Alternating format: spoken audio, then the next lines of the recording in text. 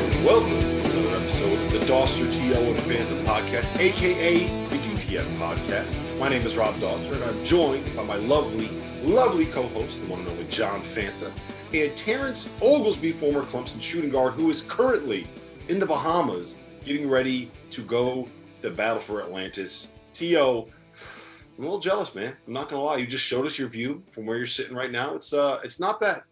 I'm sitting here. I'm looking at a couple of cruise ships, a lot of white sand and beaches. The weather isn't as good as I was hoping, but gosh, I'll see that probably after we get done. Weather isn't as good as what I was hoping. You know what's happening right now in Mount Laurel, New Jersey? It is 40 degrees and it is raining, right? Yeah. 40 degrees and raining. Fanta, Yeah. what's it like up in Hoboken? Yep, not much different, Rob. Chance of rain, 80%. It's gray. But you know what? I hear that, Terrence, this trip was paid for by Jeff Goodman. Not true. The weather would have been much nicer if that was the case. I don't know if I'll tell you this much. I don't have any white sand, dark sand, green sand, any kind of sand beaches anywhere near me. So you're living the life of luxury, T.O. That's what I'm calling it. You know, Rob, you were just coming from Mohegan Sun, where the weather doesn't matter. There are no clocks. It's always the same temperature inside Mohegan Sun. No windows, the best. And did you hit that Krispy Kreme, Dauster? No, I didn't. I'm going. I'm trying this keto thing out. Okay. There you go. Goodman shamed me into trying to do it. He basically said, "I don't think you have the discipline to do a keto diet," and I said, "Okay, fuck you. Here we go. I'm doing it." Let me ask you, what's the why? Who's the? Because every time I'm at Mohegan Sun, and that's where you were for the Hall of Fame tip-off, there's some characters. Did you see any particular character, or did you see something? Did you see someone put $1,000 down on a hand? Like, did you see something wild that you could share with us? At the tables, no, not really. Okay. Other than bad decisions that I made, nights that I wish that I could redo and start over. But there was like this group of about 6 Purdue fans that showed up in like the checkered suits. You probably saw them on TV. They were just, they were the life of the party the entire weekend. Hammering beers, drinking courtside. They would leave in the middle of one of the games and come back, and they'd have like 9 beers, 9 Coors Lights. So those guys were living their best life at Mohegan Sun. Were those the guys that told Hummel that he was at the wrong casino? Yeah. Oh, okay. Gotcha. Yeah, they looked fun. They looked like they were having a good time. And in another life, eventually I will be joining them, hopefully. So, all right, let's talk about what we saw this weekend. I don't want to start at Mohegan Sun because we can get into that in a little bit. I do want to start with what happened out in Las Vegas in the game that Robbie Hummel was on the call for. Last night would have been Sunday night. Arizona beat up on Michigan State. They won. That final was 80-62. Benedict III had 16 points. Christian Coloco had 22 points, 7 boards, 4 blocks. I want to know what you guys learned from that game. I'm going to tell you, first and foremost, I learned that I have no idea how to pronounce anyone on Arizona's name because it's Azulis Tubelis. I got that wrong. It's Dalen Terry, not Dallin Terry. I got that one wrong. Dallin Cuff messed me up, man, by having his name pronounced differently than Dalen Terry. So I blame him for that one. It's Benedict Mathurin instead of Mathurin. We got that one wrong. And it's Kerr Krisa, not Kerr Krisa. We got that one wrong, T.O. And the last one was it's Pele Larson, not Pell Larson. So we got that one right. I got 5 names wrong doing our Arizona season preview, T.O. So that was the biggest thing that I learned from Arizona coming out of that game. What about you guys? T.O., I'm going to go to you first on this. I was shocked at how Michigan struggled to shoot the ball despite Arizona.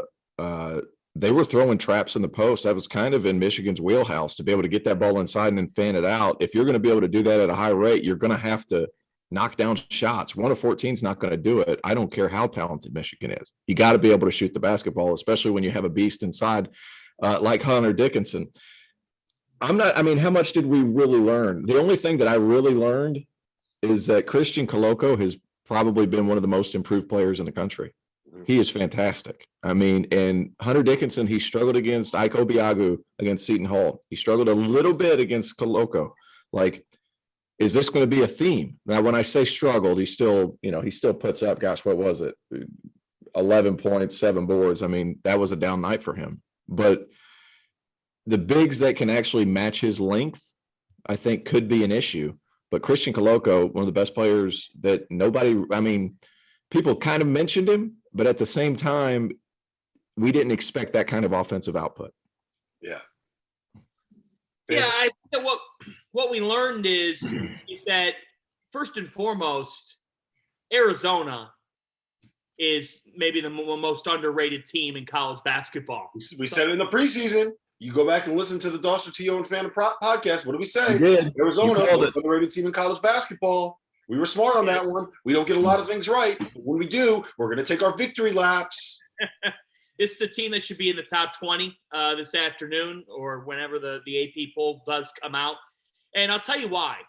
They just beat Michigan going 4 for 21 from beyond the three-point arc. They did not shoot the basketball well on the perimeter, and they still commanded Michigan. And how did they do it? They did it by attacking. They did two things really well. They went to the rim, and defensively, they walled up. They walled up on Michigan, and they said, you know what, you're going to have to beat us from downtown. I just thought that the game plan was excellent. I think Tommy Lloyd proved himself. Coming out party in his first season, this is the type of win that inspires confidence amongst your whole locker room.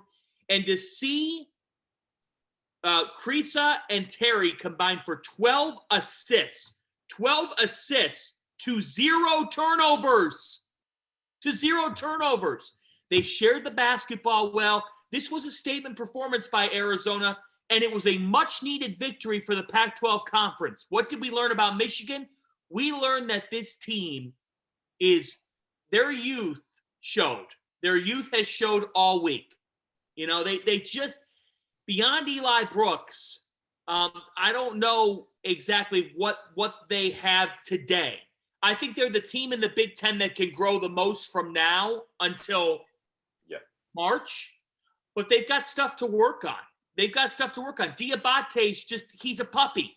You know, there's youth on this team. There's guys that are still trying to figure out exactly who they are and what their roles are. So give Juwan Howard some time. But I think Michigan got tested here in the second week of the season and had to take their lumps as a result. And Caleb Houston, who everybody thought was going to be like this top 10, like super athlete, can create, do all that stuff. He relies on other guys for a lot of stuff. But was he overvalued? I don't know. But he went 0 for 5 from 3 in this game, in a game where they really needed him to be able to shoot the basketball to space the floor. I love the Gonzaga overlap from Lloyd. Like, get the rebound, push it as fast as you can. If not, run a couple staggers, let your guys play. Good hire. I'm just going to say it as simply as possible. Great hire by Arizona. Yeah, I mean, he did a really good job of kind of getting his guys in a position to succeed. And you know, let's give some credit to Sean Miller too. He did not leave that cupboard empty at all. There are pros on that roster. You mentioned Christian Coloco, who I think we're gonna look up in March and say that he was the most improved player in college basketball, up there, one of them. The block that he had on Hunter Dickinson's dunk in the first half is going to go down as one of the better blocks we see in college basketball this season. He was catching lobs. He's a rim runner. He's tough. He's physical. Like I thought that he was a little bit too skinny coming into the year, which was my concern with him, which is why I thought they were going to play Umar a little bit more. But no, he's tough. He's physical. He handled his own against Hunter Dickinson. I do want to just elaborate a little bit on the point that you made about Michigan, Fanta. I'm worried about this group. And the reason I say that is that I don't know how good the supporting cast for Hunter Dickinson is going to end up being this year, right? Caleb Houston he's got to get better. He hasn't been it yet. Same thing with Moussa Diabate. I think that he can get there. I think that both those guys are going to end up being good NBA players eventually, but they're not there yet. It's going to take them some time to kind of grow and develop into the system and into what Juwan Howard wants to do. Brandon Johns, I don't think is all that good, just to be frank. I don't think that he is a guy that you necessarily want being your starting four on a team that is a top 5 team in college basketball. I don't think that you can do that. Devontae Jones has looked a little out of his element in these first 2 games against high-level competition. Right. But I also think it's worth pointing out, right? So I'm worried about their supporting cast. Eli Brooks is the one guy where I'm like, okay, you can trust him, right? I don't know who are those other guys on that out of that supporting cast you can necessarily say, okay, I trust. But I do think it's worth pointing out that both Seton Hall and Arizona kind of play a similar style in that they'll get 4 guys out there that can switch 1 through 4. They have a ton of length. They have a ton of athleticism. They have a ton of playmaking out of those positions. Like Benedict Mathurin was great last night. I thought that he really showcased a lot of the reasons why some people think he could end up being a top 20 pick in this year's NBA draft. Dalen Terry, I thought, was really effective on the defensive end. Tubelis, I thought, was more mobile and a little bit more athletic than I expected him to be coming back this season. When you can get out and pressure the way that they pressure and funnel people towards a Christian Koloko, all of a sudden you can kind of overwhelm teams on the defensive end, which is exactly what Seton Hall did. And if you look at Michigan's backcourt, I mean, the perimeter players, they're smaller. Eli Brooks is what, like 6'1"? Devontae Jones is like 6 foot. They're smaller. You have a point guard transfer moving up, trying to get acclimated to the next level. You have freshmen that maybe aren't necessarily ready to deal with upperclassmen climbing all over them. So I think part of it might have been a matchup thing for Michigan, but I'm worried about them. That said, I mean, Arizona's awesome, right? Where do you kind of rank these teams now? Like, if you're talking about Arizona moving forward, are we talking about them as potential top 15 team? Are we talking about them just second weekend team in the tournament? Are we talking maybe a potential Pac-12 title contender? Where are you at on that, Fanta? Yeah, Pac-12 title contender for sure. A team that could be facing UCLA in that Pac-12 title game. They're definitely one of those teams. We also know conference tournaments can get wacky, and there could be strange things. The Pac-12 tournament certainly has been strange. Oregon State wins it last year and then goes on a run. But I still think that Michigan ends up being a top 15 team, but let's look at what they have to figure out. Here's the deal with Michigan. The supporting cast has so many question marks because of the reasons you just listed. A lot of youth and a transfer in Devontae Jones, who everybody was saying, oh, he's going to be an upgrade even from Mike Smith, who, by the way, was pretty good last year. Mm-hmm. He exceeded my expectations coming over from Columbia. Let's hold the phone on that. I think a lot of people in Juwan Howard's first couple years, and rightly so, now they form the benefit of the doubt. But that's not how college basketball always works, particularly when you're bringing in 18-year-old kids to now fill the roles of guys that were previously 21, 22 years old. This team is young beyond their leaders. Dickinson plays beyond his years.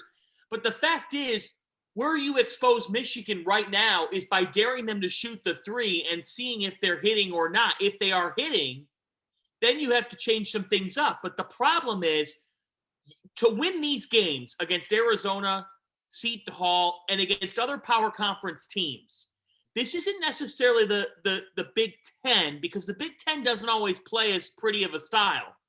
See Wisconsin, see even Ohio State at times lately, okay? They could get away with playing a grinder and maybe not even having a great shooting night from the perimeter and still finding a way to win because Dickinson's the best player on the floor. But where they got exposed last night is there was no way that they could match Arizona's scoring. They couldn't do that. They're not getting to 80 points with the current guys that they have. You got guys that are still trying to learn who they are. So then, if that's the case, if you're still trying to carve out your roles, you better be connected on the defensive end of the floor. The fact is, this Michigan team is not ready defensively in November. On November the 22nd, they're not where they are defensively, where they're going to be by the time January or February rolls around. I think the key element here is Moussa Diabate. I watched, because I'm insane, I watched the whole Michigan UNLV game, the whole thing in its entirety. I was in Connecticut, so I was in my hotel room by myself, and I'm looking at the game. I watched the entire game, and UNLV went crazy from 3 in the game, and Michigan had trouble combating that. In the second half, though, Michigan won the game because Moussa Diabate, against a team that's not Seton Hall or Arizona, took the game over. He took the game over, was rebounding the ball, was shooting the ball well, was doing things inside, was blocking shots. He's the single biggest variable for me going forward. Yep. He's just a puppy and needs to learn. Yep. All right. Speaking of the Big Ten, you kind of mentioned grinders. One team that hasn't really been playing grinders this season, TL, is Purdue. They have looked unbelievable. They put up 93 points on North Carolina on Saturday. They came back from 11 down with 9 minutes left to beat Villanova, hit 11 straight shots in the final 9 minutes. I think it ended up being a 25-4 run that they went on to turn an 11-point deficit into a 10-point lead. What do you take out of this group? Where do you see them right now kind of standing in the national picture? And am I right to say that Purdue, I don't know if we can call them the definitive best team in the country right now, but there is no team that you can definitively say is better than Purdue in this very moment.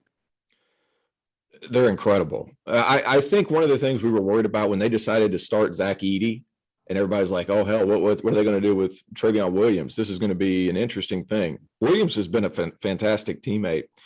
And the contrast in which they play is just, it's really intriguing to me because Zach Edey's, he's huge. He's going to get really deep post position. And he's going to just score right over the top. Trevion Williams can catch that ball 15 to 17 feet out and make something happen. Like his small area quickness. He's not the fastest guy in the world, but if he gets the ball 10, 12 feet out, he can turn, he can face. He had a crossover move yesterday that was just so impressive for a guy his size with that level of quickness. I love this Purdue team. And we talked about, a lot of people were saying earlier in the year, like, well, I don't know about Purdue's shooting. And I'm just going to throw this out there. Brandon Newman, Sasha Stefanovic, 26 of 51 from three this year. Hey, look, you know what? You nailed that one. And it's not just them. Jaden Ivey is making threes now. Caleb First is making threes now. I'm just rolling through the roster. Isaiah Thompson yesterday hit 2 huge threes in huge moments where it was a possession like, okay, they need a bucket. This needs to go in. And here's the other thing. The big concern that I had for that group was kind of the concern that we had for the Isaac Haas team. What are they going to do defensively? Like what happens if you put them in ball screens? There's a reason why you don't see 7'4" monsters playing in the NBA anymore, because what happens when they have to guard on the perimeter, blah, blah, blah, blah, blah. Well, it just so happens that the guy that they have coming off of their bench, Trevion Williams, the first team preseason all Big Ten player that is coming off their bench, I think he showed us a little something on the perimeter. There were a couple possessions where he switched out on the guards, sat in the stance, got low, moved his feet, and kept Villanova players in front. If he's going to be able to do that defensively, all of a sudden you become much more matchup proof. And at the end of the day, I think matchups are what determines who's going to have success in March, right? And I just don't know. It's early, right? And we just saw Purdue play 2 great games. But I don't know where you can take advantage of matchups with them. If you want to try to guard Zach Edey one-on-one of the post, you have no chance. If you want to double team him or Trevion Williams, they have the shooters that are going to punish you. If you want to play small, they can counter that by playing Trevion Williams, the 5, who might be able to guard people on the perimeter and is still going to overpower you in the post. If you want to play big against them, you don't have a chance because they're going to be better than you at it. And just so, by the way, Fanta, Matt Painter might be the best coach in college basketball when it comes to X's and O's and finding ways to get his guys in a position to succeed.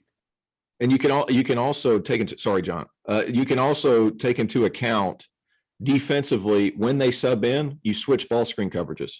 And everybody runs ball screen offense now. Everybody. Zach Edey, you're going to drop him because you can drop him because he's huge. 7'5", he's huge. You can drop, he's still going to contest.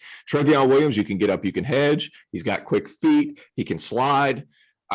There's a lot of problems if you're trying to score on Purdue. Plus, they're so stinking physical on the wings, and they're big. Caleb First, Fanta, you called it. That guy is really, really good. Yeah, and I will just say one more thing real quick on the defense.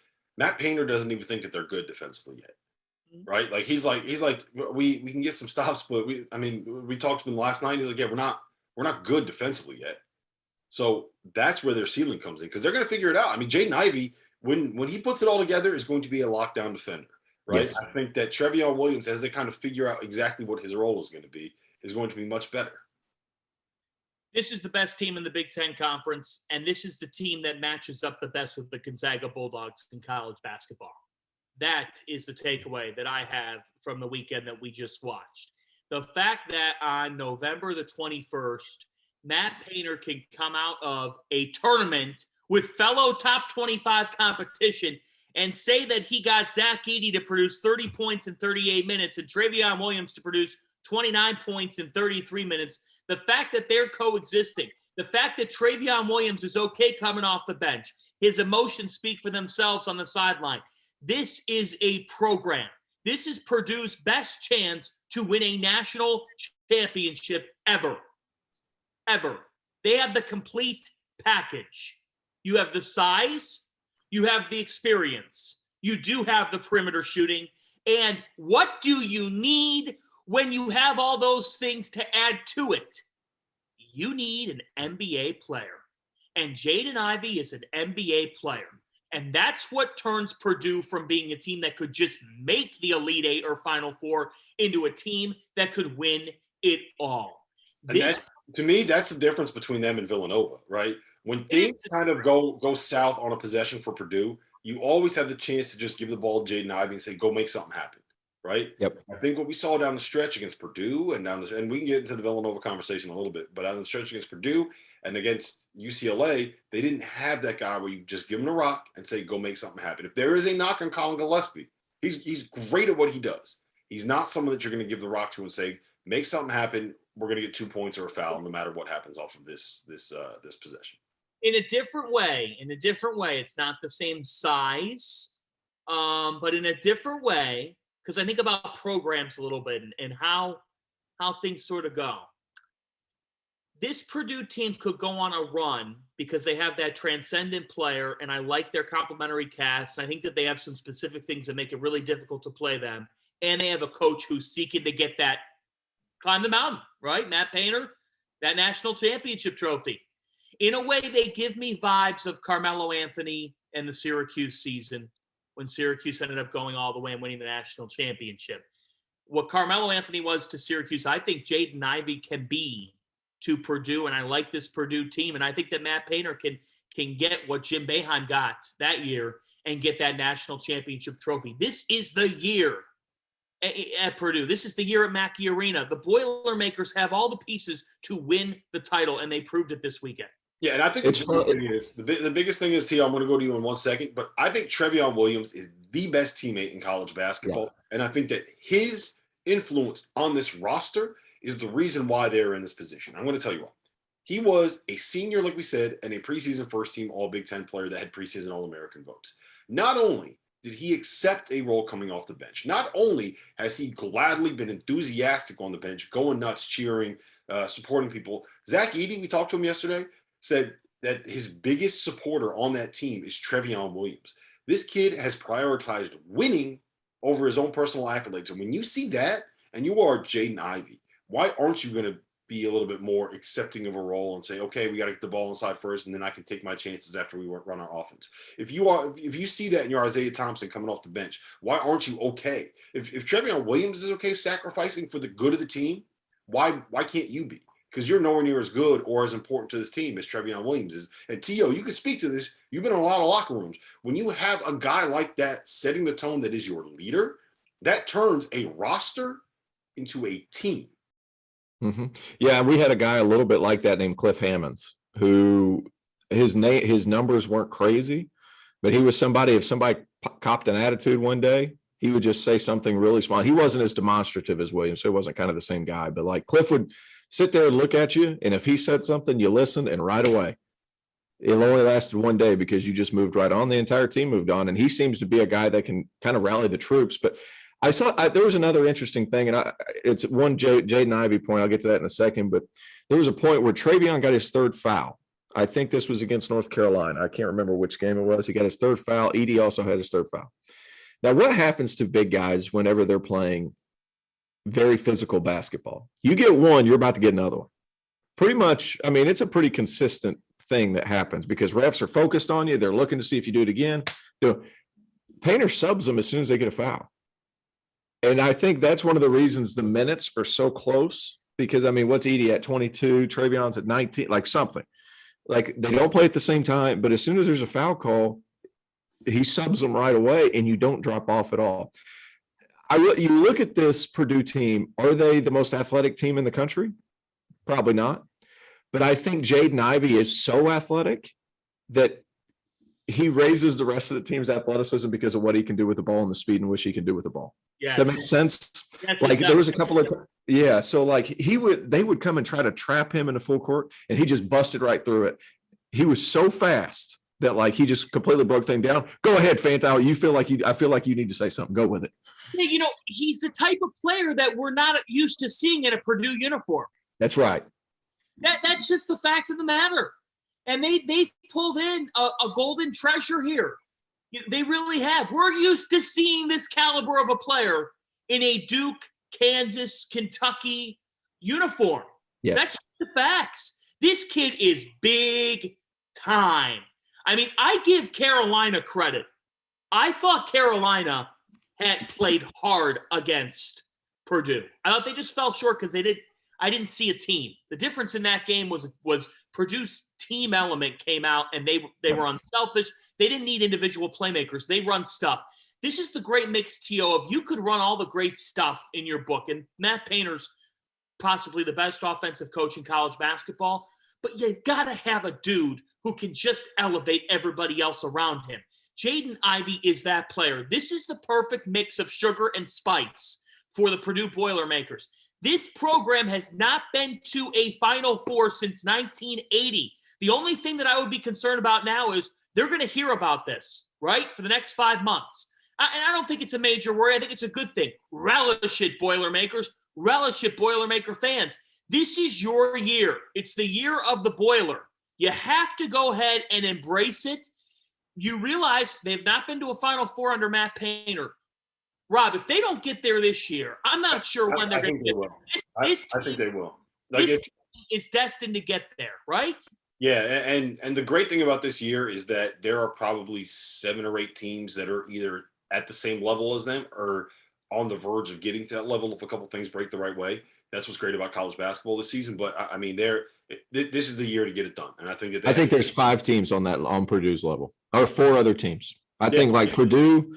I wrote a little thing on it yesterday. Purdue, Kansas, Duke, UCLA, and Gonzaga. That's your 5. Like that.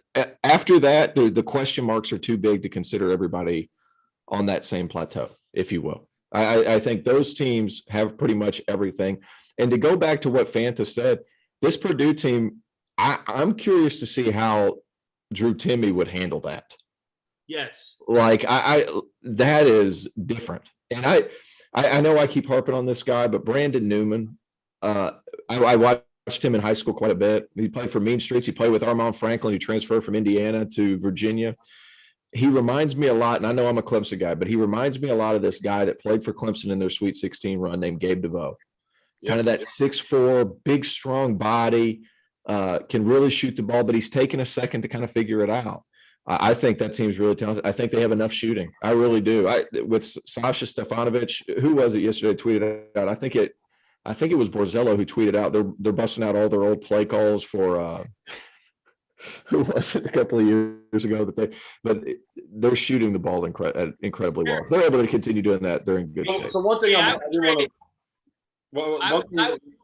real quick.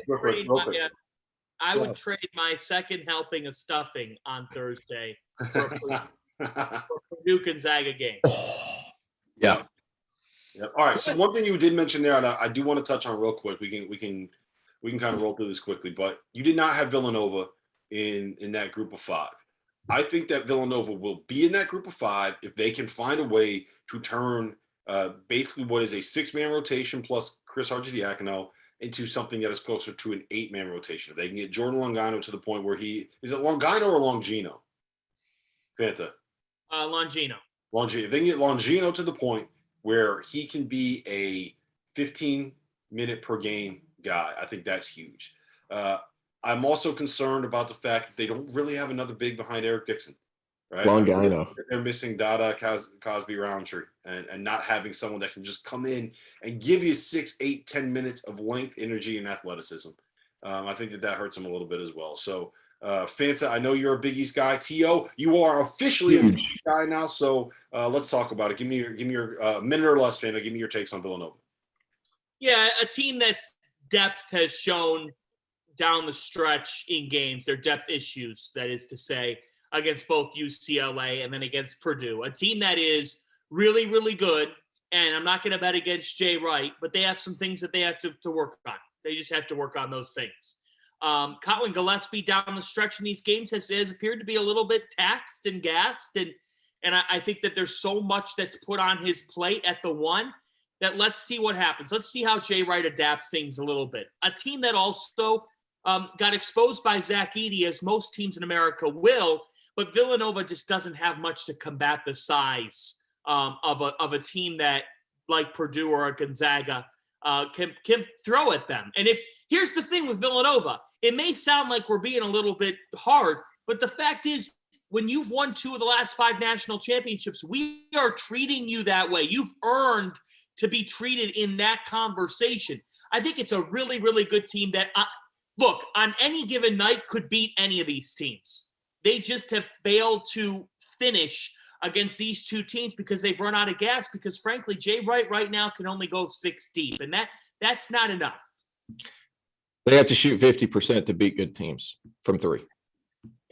That's what, yeah, they can, but they have to. And when it's that kind of stress and you're only playing 6 players, that's an issue. And I moved them out of that top 5 because the proof's in the pudding at this point. They've lost to 2 of those teams.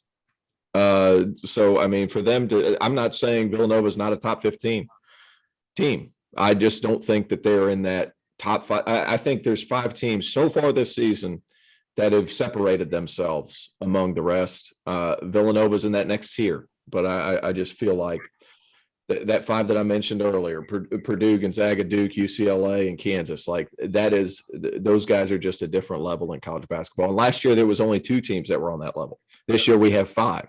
So I think that's a good thing for college basketball. I worry about Villanova's star power. You guys have alluded to it. You guys have sold me on that. I worry about their star power a little bit. Colin Gillespie, like you said, he's not Jaden Ivey in that you can give it to him at the end of the clock and say, make something happen. They don't have that guy. So it has to be done by committee, and they have to shoot the ball really well. And teams with really big players, it's been an issue. And they've had 2 chances at those top 5 teams that I've mentioned. They just haven't won.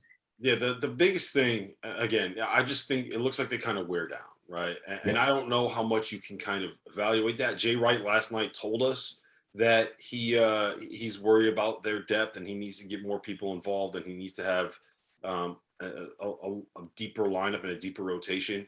I don't think that you can overlook the fact that they were up 11 with 8 minutes left against Purdue and 11 with 8 minutes or 10 with 8 minutes left against UCLA. You know, if let's just say, for argument's sake, but that guy's not just going to appear. No, I know. Like it's somebody on that roster. I get what you're saying, but yeah. I think. And I honestly, I don't know. I don't have. It could go either way for me, but I do believe that if they get to figure this depth issue out, right, and they get some more rest for the guys earlier in the game, and this is still happening where they're not able to close out games because they don't have that guy, then yes, you're right, and I think that that's certainly a possibility. I also think that the idea that they don't have legs in the last 5 minutes of a game because they're playing too many minutes and it's too tough and it's too physical. Like those are high level basketball games, man. And I mean, Big East. Yeah. The Big East, they're going to play that kind of game every freaking night. I know, which is why they need to be able to add some depth. All right, let's move on because I do want to talk about the team in the Big East real quick. Let's real quick, Marquette, St. Bonaventure in the Charleston Classic. I thought that the Bonnies did a fantastic job of exposing the flaws in a team that is going to press you. They did 2 things. One, they didn't turn the ball over, right? When you have really good guards, that's my biggest issue with teams that rely on pressing and rely on turnovers. You have to force your opponents into mistakes. And when you go up against teams that have good veteran guards that don't make mistakes, you're going to have a tough time turning them over and creating those points. The other thing, they got a lot of stops. And when you are a pressing team and you can't put the ball in the basket and get into your press, then you aren't going to be able to make these runs and make these spurts. That's why you see Marquette being one of these teams that can come back from 12 down in their 3 big wins that they had so far this season. So my take is that the Bonnies are really, really good, and they showcased exactly what the flaws are in a pressing system. And more than anything, this was just a bad matchup for a Marquette team that is probably like a top 25-ish kind of a team, which is much better than we thought they were going to be. But like this is not – Marquette is not Villanova, Seton Hall, UConn level in the Big East at this point. So I don't – if I'm a Marquette fan, I'm not worried at all. I'm thrilled about the way that we started the season, right? Yeah. Oh, are you kidding me? I mean, Marquette started the season by beating 5 teams. So they beat an Illinois team that, frankly, people didn't think they would beat. They beat a West Virginia team that people did not think they would beat. and they have one loss on the season to a team that people thought they would lose to. If I'm a Marquette fan, I'm elated. My team has a DNA. My team has a coach. My team has 3 transfers. Daryl Morcell from Maryland. Tyler Kolek from George Mason has been the biggest surprise for me. He has 18 points, 8 assists, 6 rebounds against West Virginia. That is a big-time line for somebody who's, 6'1" and not even that tall. I mean, he's 5 foot nothing. And Tyler Kolek plays bigger than his size. And by the way, he was singing Country Roads in the free throw line. That might be the greatest stunt of them all. Kirk Queth coming over from Oklahoma has been great, too, for this Marquette team. Look, Marquette went back to closer to who they are in this game. They were kind of playing out of their minds the last week. They were due for this game. But you know what? You got to give all the credit in the world to St. Bonaventure. And you got to give all the credit in the world to Kyle Lofton. Kyle Lofton is a monster of a player. He's a New Jersey guard, and he plays like it. He is tough as nails. This kid, if you watch him play, he reminds me of like a 1990s college hoops guard with how hard he plays. He is not going to take anything from anybody. And he dictated the way that this tournament was played for St. Bonaventure. And Oshani was great in this game as well. He saved an explosive performance with dunks aplenty in the championship game. I thought St. Bonaventure did exactly what you said, Rob. They exposed Marquette's flaws, but they stayed on the pedal. The Bonnies deserve to absolutely be a top 20 team. I think they're top 15 level good. I named them in the preseason America's team because I feel that way. They have a great coaching story in Mark Schmidt, who's stuck around. He's at an older age now. This is his home in Olean. I love that whole. I think it's fun. You know, I really do. And I think that he's comfortable there. I think that St. Bonaventure has players who are motivated and old and ready to show this school and show their community, their enrollment's 1,800 students, that this is the season for the Bonnies. They put it all together. And you know what? Let's not discount right now, fellas. When you play in these MTEs and you're a mid-major, and I know Atlantic 10 fans hate that I say that, and St. Bonaventure's not like that this year, but the fact is this: you're not playing the same conference schedule as the Big Ten. You're not playing the same conference schedule as the Big 12 or the Big East or even the ACC. You have to win these MTE games to show that you belong on the 4 or the 5 line come Selection Sunday. St. Bonaventure showed it, and they ran through that wall to come out with a Feast Week title. And on Selection Sunday, if we're talking about their conference isn't as good as others, I would remind everyone in Thanksgiving week and coming up, they're going to play UConn in a couple weeks. They've challenged themselves, and they have pulled through. Good for the Bonnies. Kyle Lofton's one of my favorite guards in the country. Go ahead, Theo. What about Jaron Holmes? He was terrific too. 19 in the championship game, man. They're good. And when you play a pressing style and you rely on turnovers, the worst thing that you can do is play against a team with 4 seniors and a redshirt senior in your starting lineup. Yes, sir. That is so significant. And when Marquette, they've been really good because they've been able to junk the game up. Shaka knows are not as talented as it probably will be in a couple of years. He's going to continue to get his kind of guy. Got to junk it up. And whenever you play a team that has reliable ball handlers at multiple positions, guys who have done it for a long time, it's going to make it difficult to create turnovers. Bonaventure only had, 13 turnovers? For a Marquette team that thrives on live ball turnovers and creating defense into offense because they're going to struggle a little bit to score in the half court, that's significant. So I would venture to guess a good amount of their turnovers ended up kickballs, out of bounds, something like that. At least St. Bonaventure could get back and play their half-court defense. And that's huge. Live ball turnovers kill you. That's where Marquette thrives. And St. Bonaventure, the fact that they didn't have that many of those, it limited what Marquette could do offensively.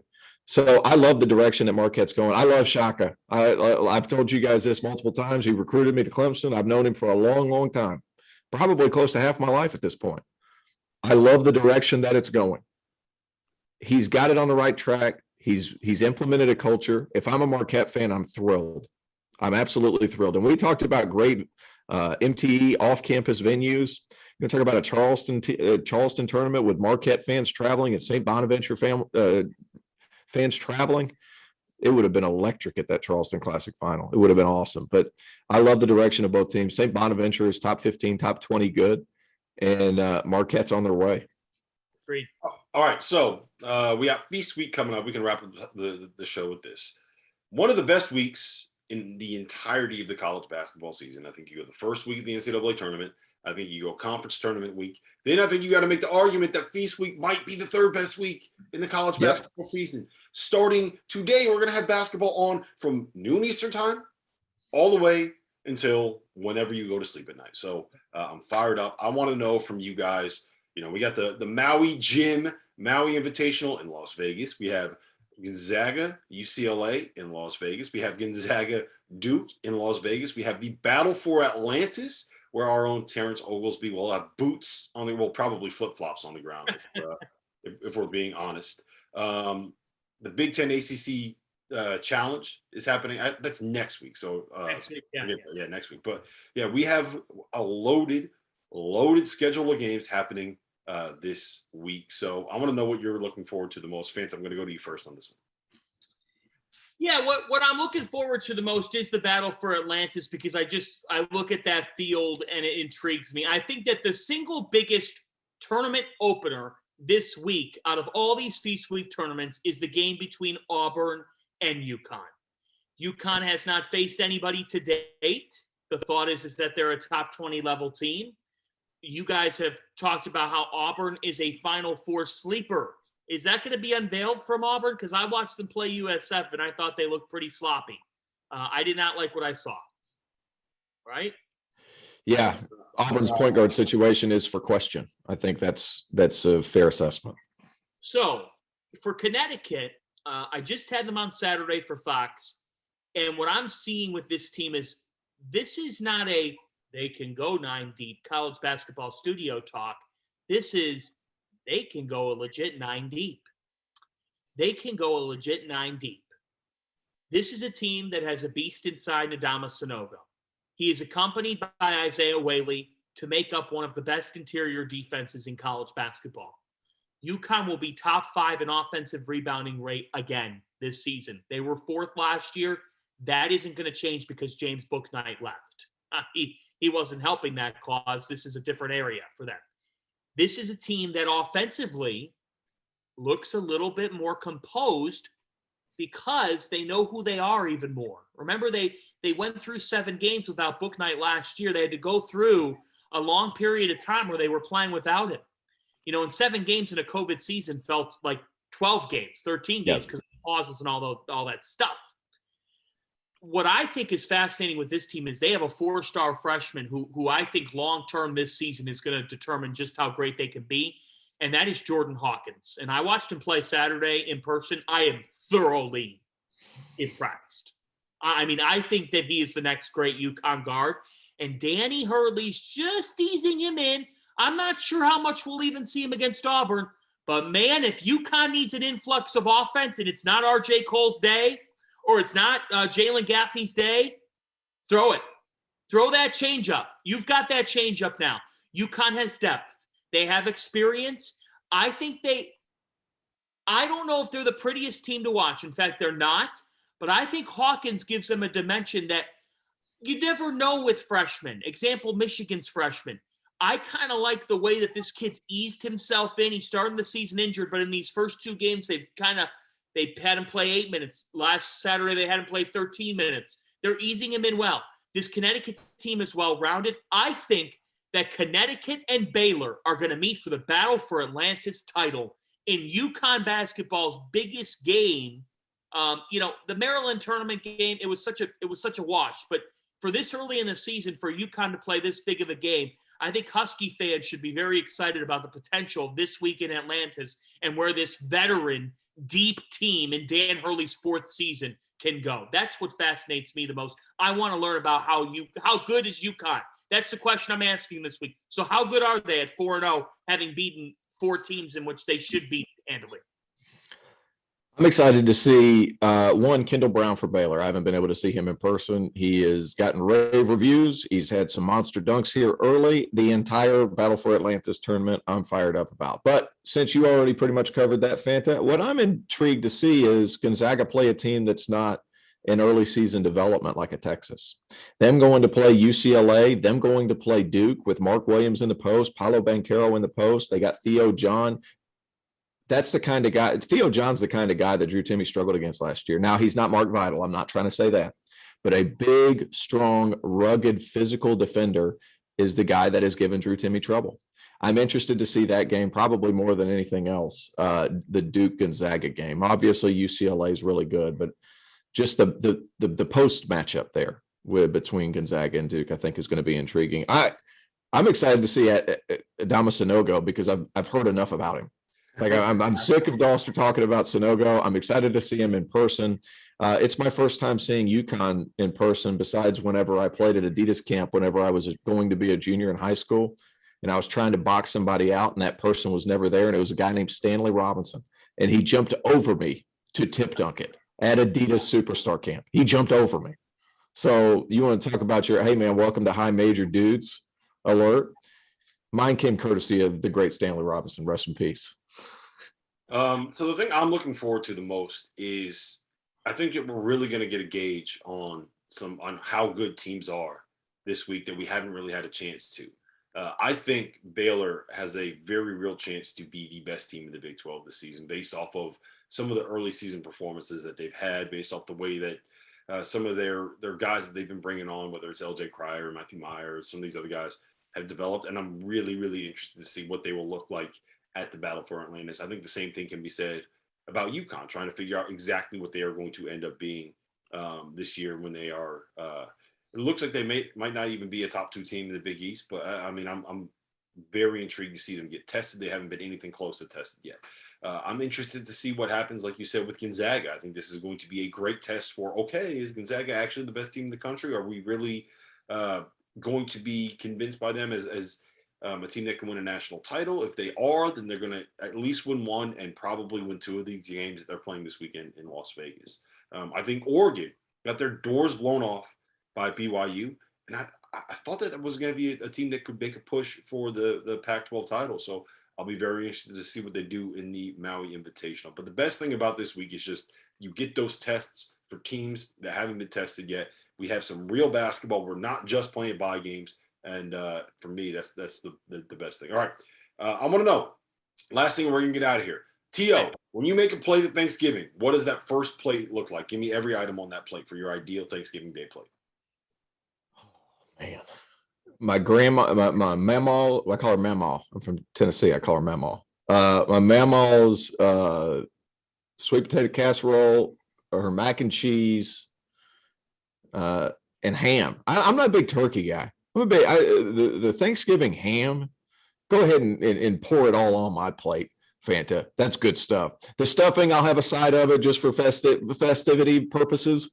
But give me ham, mac and cheese, some sweet potato casserole, and a little bit of cornbread, and I'm ready to go. Yeah, the key for me is you got to have some really, really good stuffing. If you're doing stovetop stuffing, you got to do a little better. Come on, folks. It's Thanksgiving. So here's the thing. I'm more of a sides guy than I am the turkey guy, but the reason why is because I've always felt that turkey is a little bit dry. You know, it can dry out. But I'm heading to my girlfriend's for the first time for a holiday here, Thanksgiving. This is a big deal. It's a huge deal. Huge deal. We're going to need a podcast just to hear about that. This is a huge deal. I've got my sweater ready. You have to get done with dinner in time. Don't worry. Georgetown plays San Diego State at midnight on Thursday night. I'll be ready for that game. Here's the thing. So her dad is deep frying the turkey. Now, I am very intrigued by this. I think that this is going to be fantastic. And he has talked this up. He says changes the turkey. It's a game changer for turkey. So I am very excited for this. You got to have great stuffing, though. And you better have some really good rolls with butter because you can't have crappy rolls. if you're going to have bread on the table, it's got to be strong. So that's what I'm looking at here. Obviously, mashed potatoes. We'll talk about my mom's special Christmas potatoes closer to Christmas. I'll share that recipe with all of you. We should do a Field of 68 cookbook. But I'll tell you what, I'm very excited for deep fried turkey, Dauster. I've never had it. I've never had deep fried turkey. I'm always scared to even consider trying to deep fry a turkey because all I can think about is those videos of people deep frying their turkey and just because the group ends up going into the fire and all. Have you eaten a deep fried Oreo? Yes, I've eaten a deep fried. Okay. Yeah. Just checking. I didn't know if that was just down here. That is delicious, by the way. I smoked the turkeys. I did it for the first time last year, and it came out unbelievable. The amount of flavor, it locks in the juices. You got to make sure you're spritzing it the whole time. But I smoked a turkey last year, and it came out absolutely magnificent. I'm going to do it again this year. So that's what I'm looking forward to the most is like the smoked turkey, man. I love smoking meats. I'm not going to say what brand it is because they're not paying us for a sponsorship, but there you go. A smoker in the backyard and just the best thing about the pandemic for me was when I was stuck at home. I was forced to experiment on ways to make stuff. So I figured out how to smoke a turkey, and I'm really looking forward to that. And to me, the two most important sides, you got to have great creamy mashed potatoes and you got to have elite stuffing. If you don't have those two things, then what's the point? What's the point, man? Right. We're not a mac and cheese podcast. Mac and cheese isn't like it's not something that I do at Thanksgiving. I love mac and cheese. Great. Don't get me wrong, but it's just never. I feel like that's more of a Southern thing for Thanksgiving than it is. It might be. Like for us, it's you get the sweet potato casserole with the marshmallows on top, right? You get the stuffing, you get the mashed potatoes, and that's like the 3 core sides that you have for Thanksgiving. Gotcha. But I love. Hey, look, don't get me wrong, man. Mac and cheese is probably a top 3 meal for me. I love mac and cheese. It's great. Oh, it's great. I'll tell you what. We're also having a side called, and I have not had this, escarole. Have you heard of this? Yeah. Okay, so I've never had this. So this is like lettuce with breadcrumbs and butter and cheese and garlic. Now I'm excited about that too. I'm a big cream spinach guy, so I'm hoping it's close to. I think pretty much the South can make anything a casserole. We have corn casserole, green bean casserole. I got sweet potato casserole, chicken casserole, broccoli chicken casserole. Boy, I can go all day. Everything can be a casserole. Everything can be a casserole. Yeah. Anyway, listen, guys, this was fun. I know that we all have stuff to do. Appreciate you guys hanging out and watching with us. For Terrence Oglesby, who is I gotta go to the beach. I gotta go to the beach, guys. Yeah, I gotta go to the beach. Too. And Happy Thanksgiving, everybody. Happy Thanksgiving. Happy Thanksgiving.